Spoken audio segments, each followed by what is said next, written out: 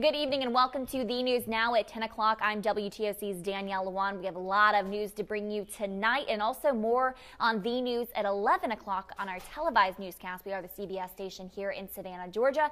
As I'm sure most of you guys are wondering what's going on with the weather, seeing some of that rain tonight, and will it go in through the night and tomorrow morning? Our meteorologists will have those answers for you on the news at 11. But big news in politics tonight. Vice President Mike Pence will be visiting Savannah next week. Republican candidate for Georgia, Governor Brian Kemp, posted that news to his Facebook today.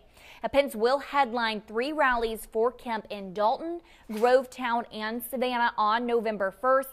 For information on how you can get tickets, you can always find that on our website. And those of you in Savannah, listen up. Pence will be speaking at the Savannah Convention Center at 5 o'clock on November 1st that day. Again, that address and all of those details can always be found on our website, WTOC.com. Today was day 2 of testimony in Savannah for the murder trial of 5 men. It started with the prosecution, guys, I just can't get my words right tonight, trying to tie them to a local gang. 3 of those men are charged in the 2013 murder of Rebecca Foley, and 2 are charged with the 2015 murder of James Pastures. Sean Evans has a recap of those testimonies. For the first half of the day and part of the second, jurors got an in-depth look at gang culture, specifically that of East Gangster Bloods, the gang the 5 defendants are allegedly a part of. Posts on social media, texts, and even an East Gangster Bloods handbook of sorts found at a home where investigators believe Shaquille Sanders lives were all shown to jurors. Taking the stand for the state for the majority of the day was Savannah Police Detective Sergeant Robert Santoro. Santoro is one of the lead investigators, having worked for the past nearly 6 years on the Rebecca Foley murder case.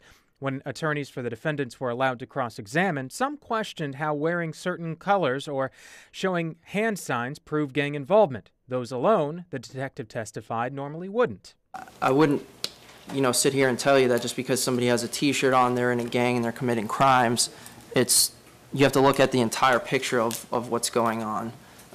Now, something as simple as a T-shirt could be indicative of gang activity if there's other things there. The state maintains there are, and when asked about each of the defendants' involvement, Santoro testified that based on his experience investigating gangs and gang activity in Savannah, that all 5 are EGB members. Toward the end of the day, jurors heard from a Savannah police forensics investigator who helped process both the Foley and Pastures murder scenes and saw pictures taken by officers those days. In Savannah, Sean Evans, WTOC News. Day 3 of what's expected to be a weeks-long trial resumes tomorrow morning. We'll, of course, have all of those details for you as they come. On to a little bit lighthearted, better news. Check it out. 2 parks in the city of Savannah being recognized. Forsyth Park and Bonaventure Cemetery have been named winners in the inaugural Trip Savvy Editor's Choice Awards in the 2018 Parks and Gardens category. Forsyth Park received a Best Urban Park Award, Bonaventure Cemetery a winner under the Parks and Gardens category. According to the city of Savannah, Forsyth Park is Savannah's largest and oldest public park with more than 30 acres. They say Bonaventure Cemetery is the largest of the municipal cemeteries, containing over 100 acres. Guys, I believe that, and I believe they won those awards. If you've never been running in one of those parks, especially Forsyth, you are missing out. Make sure to do that if you're in the Savannah area living here. You're missing out, or if you visit, make sure to add that to your to-do list. Most of you guys just saying hello, chiming in. Hey, Mike. Hey, Steven.